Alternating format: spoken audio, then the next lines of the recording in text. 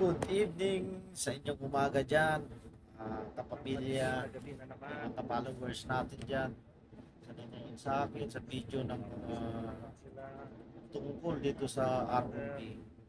Ito ay ROV, remotely operated vehicle o like a robot yan. Kasi kanina masyadong malakas yung kuryente or yung agos ng dagat. Kaya inangat nila yan. And then ngayon, ibabalik na naman nila. Hindi kayang pigilan ng barko yung, I mean, hirap yung itong ROV kasi maliit lang ang propeller niyan. Saka masyadong malakas yung kuryente kaya inangat. So, hindi nakakaalam kasi ang dagat ay, alam nyo ba ang dagat ay malakas ang agos niyan, parang ilog yan. Kaso hindi nga nakikita at siyempre napakalawak. Pero malakas ang agos ng dagat. Pag may time kasi na lumalakas yan pag nag-high tide and low tide.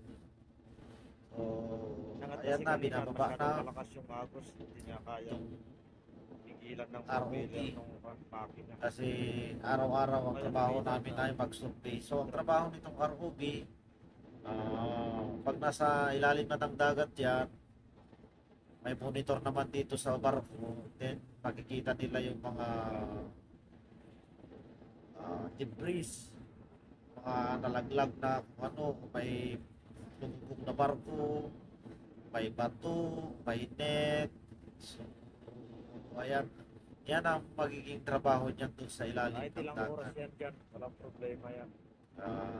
Sinusurvey niya, sinusurvey namin itong barko kung saan dadaan yung cable laying. So, yan yung magiging trabaho niyan sa ilalim ng dagat at yung na humahawak dyan yung nagkukontrol ay nakikita niya yung nasa ilalim ng dagat. And then, ito, puntahan naman natin itong operator. Kasi naka-launch na sila. And then, itong operator na ito ay si Richard from Singapore. And then, itong isa ay from, I think, from Malaysia. Silang dalawa yung in charge dyan sa pag-lower and pick up ng ROV. So, ayan yung mga machine. So, yung wire na yan, and then nabakal, and then may nakakonect din dyan ng para doon sa may ROV. So, kita nyo naman na proper PPE. Proper PPE talaga.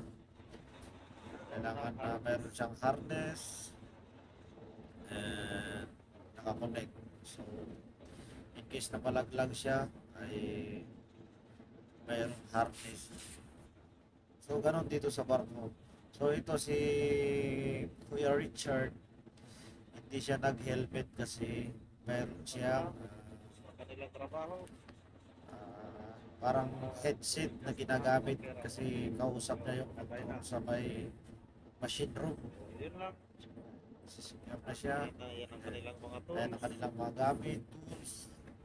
Makarami, di ba? Kala mo sa handyman. So, ayan, naka-deploy na yung ROV. So, ayan lang, ganun lang yung trabaho ng barko namin dito. Yun lang, at sana tuloy-tuloy ang inyong suporta o kayo papaligo. Thank you and God bless. See you in my next vlog. Bye-bye.